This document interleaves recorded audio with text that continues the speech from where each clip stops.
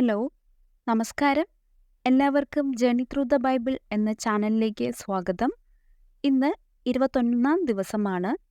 ഇന്ന് വായിക്കാൻ പോകുന്നത് ഉൽപ്പത്തി പുസ്തകത്തിലെ 39 അധ്യായവും 40 അധ്യായവും, ജോബ് പുസ്തകത്തിലെ 31 അധ്യായവും 32 അധ്യായവും, കൂടെ സുഭാഷിതങ്ങളിലെ 3 അധ്യായത്തിൻ്റെ 33 മുതൽ 35 വരെയുള്ള വചനങ്ങളും. നമുക്ക് തുടങ്ങാം. പിതാവിൻ്റെയും പുത്രൻ്റെയും പരിശുദ്ധാത്മാവിൻ്റെയും നാമത്തിൽ ആമേൻ. ഉൽപ്പത്തി പുസ്തകം 39 അധ്യായം. ജോസഫും പോത്തിഫറും. ജോസഫിനെ അവർ ഈജിപ്തിലേക്ക് കൊണ്ടുപോയി. അവനെ അവിടെ കൊണ്ടുചെന്ന ഇസ്മായേല്യരുടെ അടുക്കൽ നിന്ന് ഫറവോയുടെ ഒരു ഉദ്യോഗസ്ഥനും കാവൽപ്പടയുടെ നായകനുമായ പോത്തിഫർ അവനെ വിലയ്ക്കു വാങ്ങി. കർത്താവ് ജോസഫിൻ്റെ കൂടെ ഉണ്ടായിരുന്നു. എല്ലാ കാര്യങ്ങളിലും അവന് ശ്രേയസ്സുണ്ടായി. ഈജിപ്തുകാരനായ യജമാനന്റെ വീട്ടിലായിരുന്നു അവൻ. കർത്താവ് അവൻ്റെ കൂടെ ഉണ്ടെന്നും അവൻ ചെയ്യുന്നതൊക്കെ അവിടുന്ന് മംഗളകരമാക്കുന്നെന്നും അവൻ്റെ യജമാനന് മനസ്സിലായി. അവൻ യജമാനന്റെ പ്രീതിക്കു പാത്രമായി. അവൻ പോത്തിഫറിനെ ശുശ്രൂഷിച്ചു.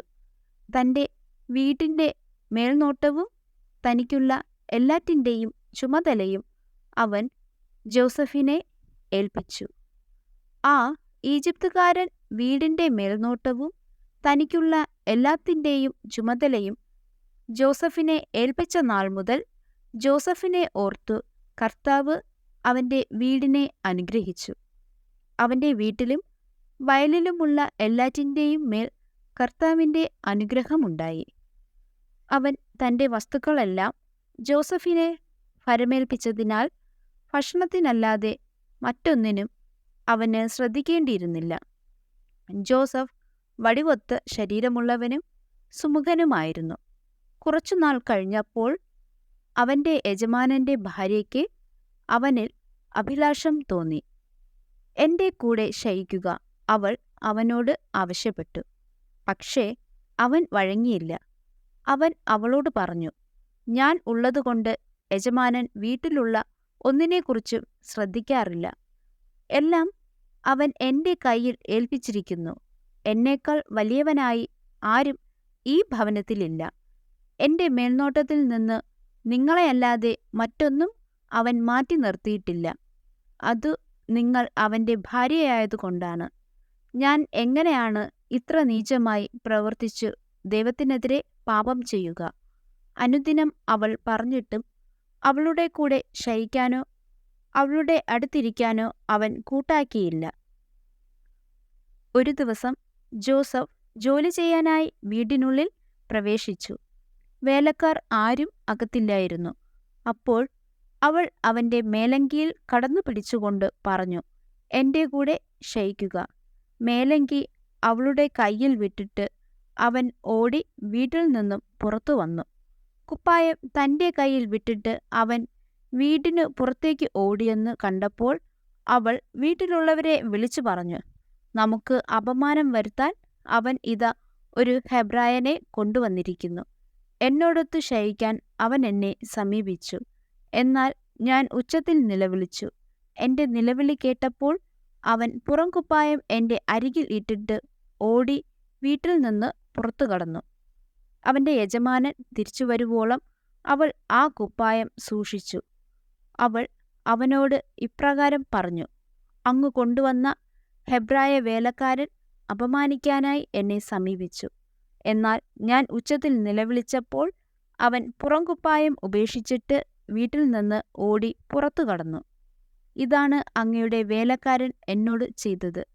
തൻ്റെ ഭാര്യ പറഞ്ഞത് കേട്ടപ്പോൾ അവൻ്റെ യജമാനൻ രോഷാകുലനായി. അവൻ ജോസഫിനെ രാജാവിൻ്റെ തടവുകാരെ ഇട്ടിരുന്ന കാരാഗൃഹത്തിലാക്കി. അങ്ങനെ അവൻ കാരാഗൃഹത്തിൽ കഴിച്ചുകൂട്ടി. ജോസഫ് കാരാഗൃഹത്തിൽ. കർത്താവ് ജോസഫിൻ്റെ കൂടെയുണ്ടായിരുന്നു. അവിടുന്ന് അവനോട് കാരുണ്യം കാണിച്ചു. അവന് കാരാഗൃഹ സൂക്ഷിപ്പുകാരൻ്റെ പ്രീതി ലഭിക്കുവാൻ ഇടയാക്കുകയും ചെയ്തു.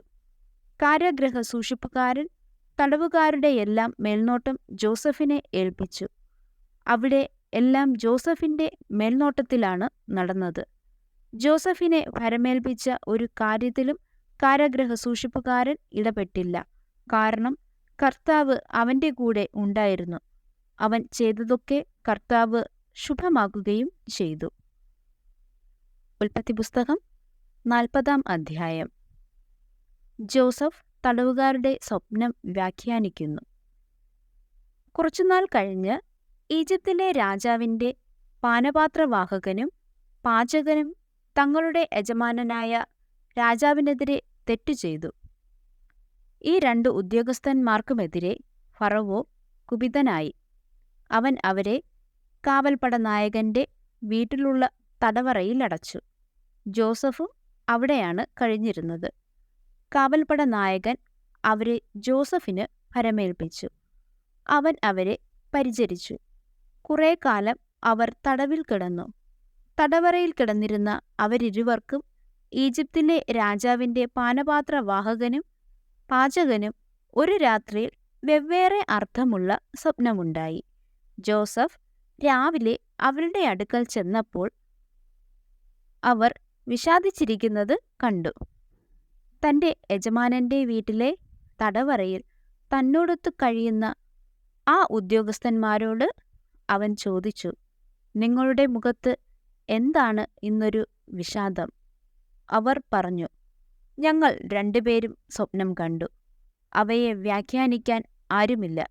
ജോസഫ് പറഞ്ഞു, വ്യാഖ്യാനം ദൈവത്തിൻ്റേതല്ലേ? സ്വപ്നം എന്തെന്ന് പറയൂ. പാനപാത്രവാഹകൻ തന്റെ സ്വപ്നം ജോസഫിനോട് പറഞ്ഞു. ഞാൻ ഒരു മുന്തിരിവള്ളി സ്വപ്നം കണ്ടു. അതിൽ 3 ശാഖകൾ ഉണ്ടായിരുന്നു.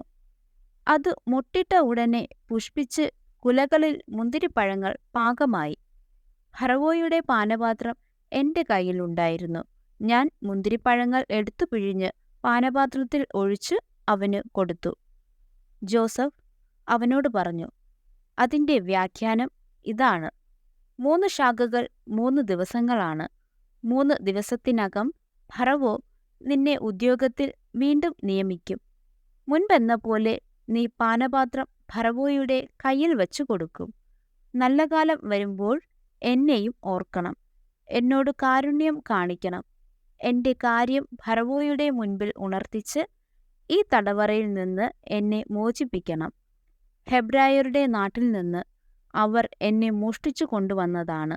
ഇവിടെയും അവരെന്നെ ഈ ഇരുട്ടറയിൽ അടയ്ക്കത്തക്കതൊന്നും ഞാൻ ചെയ്തിട്ടില്ല.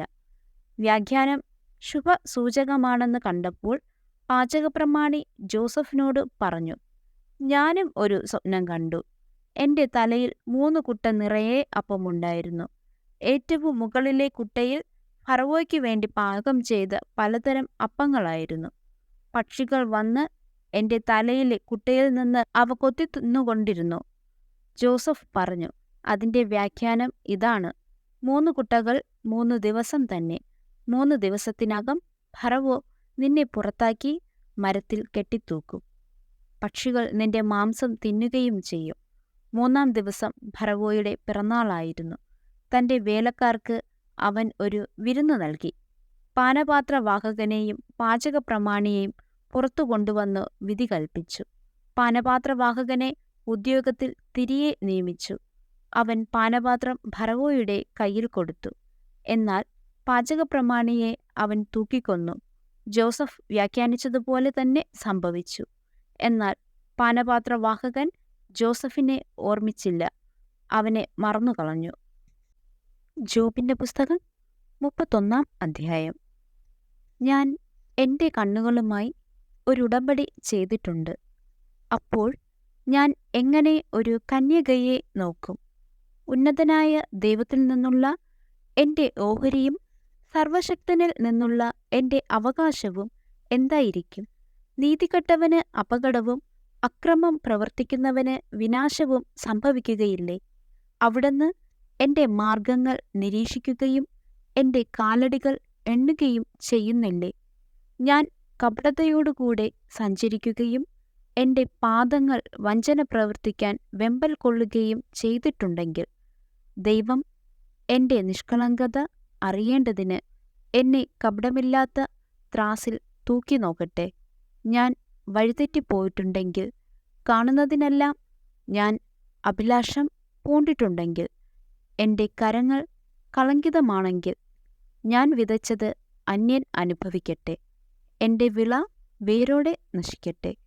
എൻ്റെ ഹൃദയം സ്ത്രീയാൽ വശീകൃതമായിട്ടുണ്ടെങ്കിൽ, ഞാൻ കൂട്ടുകാരൻ്റെ വാതിൽക്കൽ പതിയിരുന്നിട്ടുണ്ടെങ്കിൽ, എൻ്റെ ഭാര്യ അവനു വേണ്ടി ധാന്യം പൊടിക്കട്ടെ. അന്യർ അവളുമായി ശയിക്കട്ടെ. എന്തെന്നാൽ അതു ഹീനമായ കുറ്റമായിരിക്കും. ന്യായാധിപന്മാർ ശിക്ഷ വിധിക്കേണ്ട അകൃത്യം. നരകത്തിലേതുപോലെ ദഹിപ്പിക്കുന്ന അഗ്നിയായിരിക്കും അത്. എൻ്റെ സമ്പത്ത് അത് നിർമൂലമാക്കും. പരാതിയുമായി എന്നെ സമീപിച്ച ദാസന്റെയോ ദാസിയുടെയോ അഭ്യർത്ഥന ഞാൻ നിരാകരിച്ചിട്ടുണ്ടെങ്കിൽ, ദൈവം എഴുന്നേൽക്കുമ്പോൾ ഞാൻ എന്തു ചെയ്യും? അവിടുന്ന് അന്വേഷണം നടത്തുമ്പോൾ ഞാൻ എന്തു മറുപടി പറയും?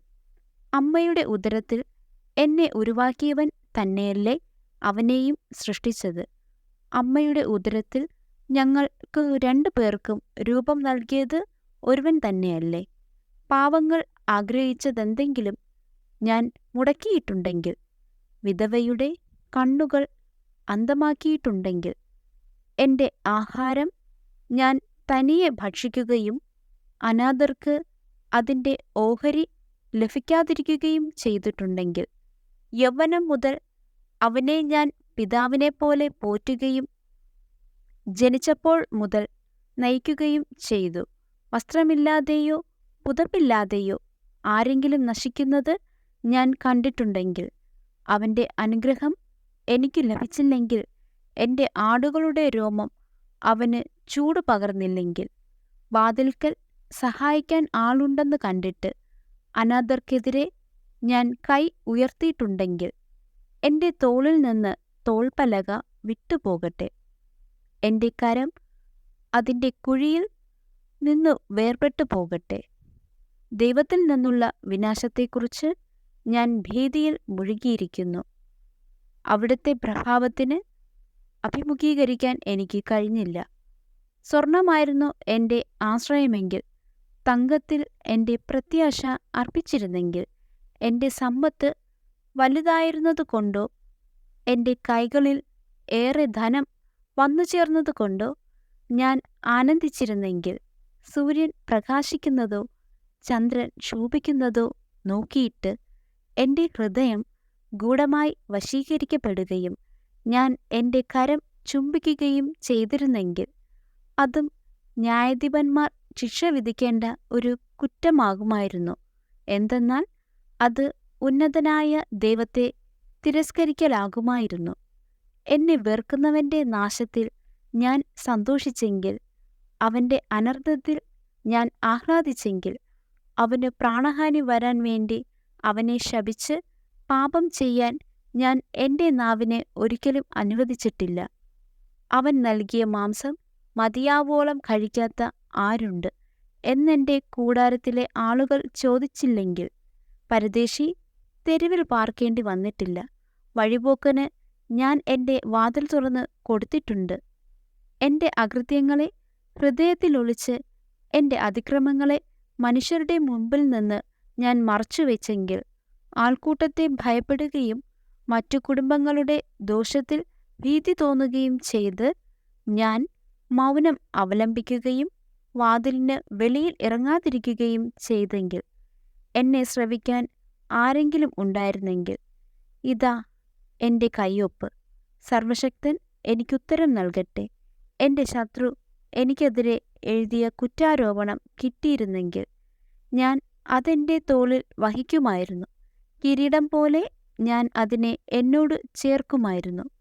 എൻ്റെ പ്രവൃത്തികളുടെ കണക്ക് ഞാൻ അവിടുത്തെ ബോധിപ്പിക്കുമായിരുന്നു. രാജകുമാരനെപ്പോലെ ഞാൻ അവിടുത്തെ സമീപിക്കുമായിരുന്നു.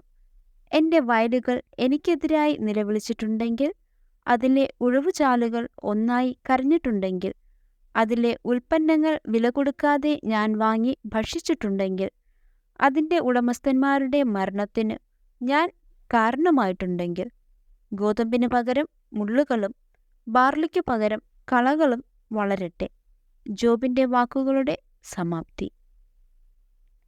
ജോബിന്റെ പുസ്തകം 32 അധ്യായം.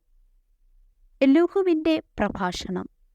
ജോബിന് താൻ നീതിമാനാണെന്ന് തോന്നിയതുകൊണ്ട് ഈ 3 പേരും തങ്ങളുടെ വാദം മതിയാക്കി. റാം കുടുംബത്തിൽപ്പെട്ട ബൂസ്യനായ ബറാഖേലിന്റെ പുത്രൻ എലീഹു കോപിഷ്ഠനായി ദൈവത്തേക്കാൾ തന്നെ നീതീകരിച്ചതുകൊണ്ട് ജോബിന്റെ നേരെ അവന്റെ കോപം വർദ്ധിച്ചു. ജോബ് തെറ്റ് ചെയ്തെന്ന് അവന്റെ 3 സ്നേഹിതന്മാരും പ്രഖ്യാപിച്ചെങ്കിലും തക്ക മറുപടി നൽകാൻ അവർക്ക് കഴിയാഞ്ഞതുകൊണ്ട് അവരോടും അവൻ കോപിച്ചു.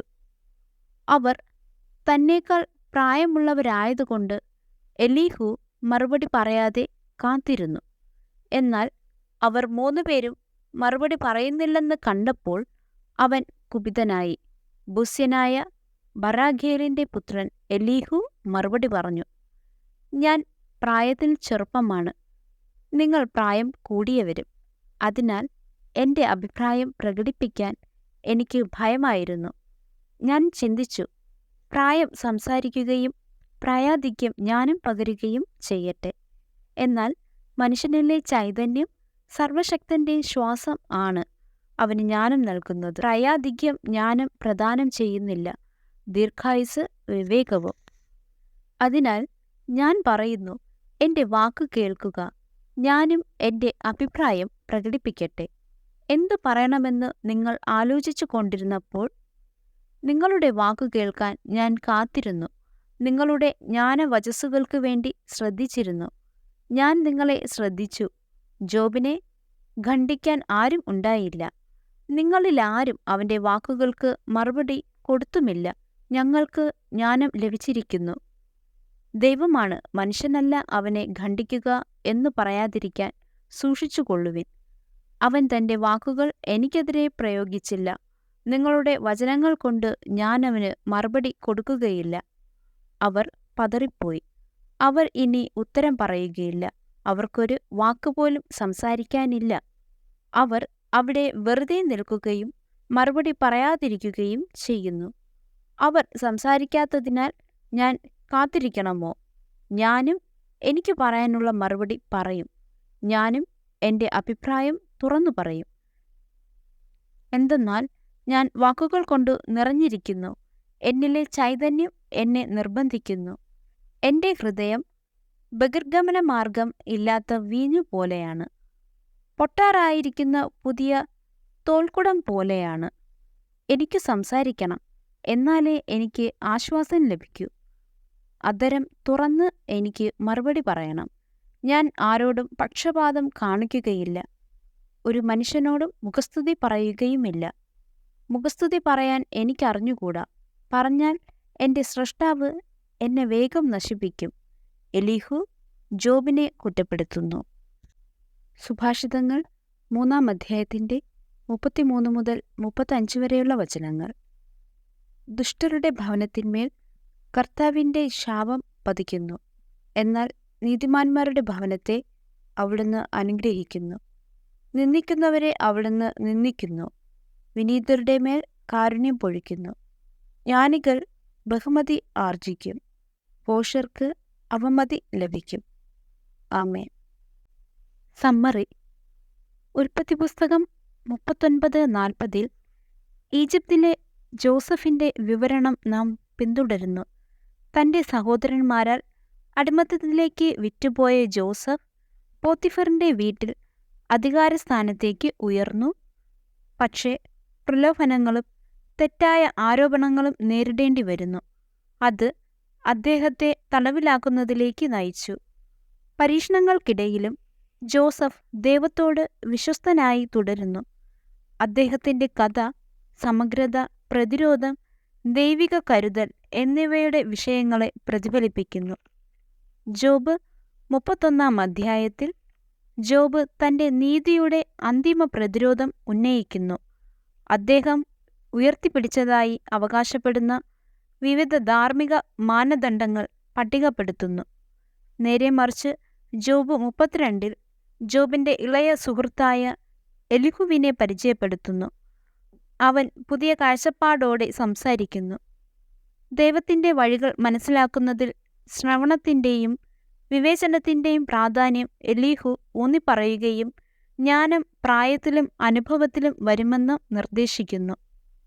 സുഭാഷിതങ്ങൾ 3-ാം അധ്യായത്തിൻ്റെ 33 മുതൽ 35 വരെയുള്ള വചനങ്ങളിൽ ദൈവത്തിൻ്റെ ന്യായവിധിയും അനുഗ്രഹങ്ങളും എന്ന വിഷയത്തെ സ്പർശിക്കുന്നു. ദുഷ്ടന്മാരുടെ ഭവനത്തിന്മേൽ കർത്താവിൻ്റെ ശാപം ഉണ്ടെന്നും എന്നാൽ നീതിമാന്മാരുടെ വാസസ്ഥലത്തെ അവൻ അനുഗ്രഹിക്കുമെന്നും അതിൽ പറയുന്നു. ജ്ഞാനികൾ ബഹുമാനം അവകാശമാക്കുന്നു, വിഡ്ഢികൾ അപമാനം ഏറ്റെടുക്കുന്നു. നീതിപൂർവകമായ ജീവിതവും ദുഷ്ടതയും തമ്മിലുള്ള അനന്തരഫലങ്ങളെക്കുറിച്ചുള്ള വിശാലമായ ജ്ഞാനസാഹിത്യ പ്രമേയവുമായി ഇത് യോജിക്കുന്നു. ചുരുക്കത്തിൽ, ജോസഫിൻ്റെയും ജോബിൻ്റെയും വിവരണങ്ങൾ സുഭാഷിതങ്ങളിലെ ജ്ഞാനോപദേശങ്ങൾക്കൊപ്പം പരീക്ഷണങ്ങളെ അഭിമുഖീകരിക്കുമ്പോൾ വിശ്വാസം, സമഗ്രത, ജ്ഞാനം എന്നിവ നിലനിർത്തുന്നതിൻ്റെയും ദൈവിക മാർഗനിർദ്ദേശത്തിൽ വിശ്വസിക്കുന്നതിൻ്റെയും വലിയ പ്രവർത്തനങ്ങളുടെ അനന്തരഫലങ്ങൾ മനസ്സിലാക്കുന്നതിൻ്റെയും പ്രാധാന്യം കൂട്ടായി അറിയിക്കുന്നു. മറ്റൊരു വീഡിയോയുമായി വീണ്ടും കാണാം. നമസ്കാരം.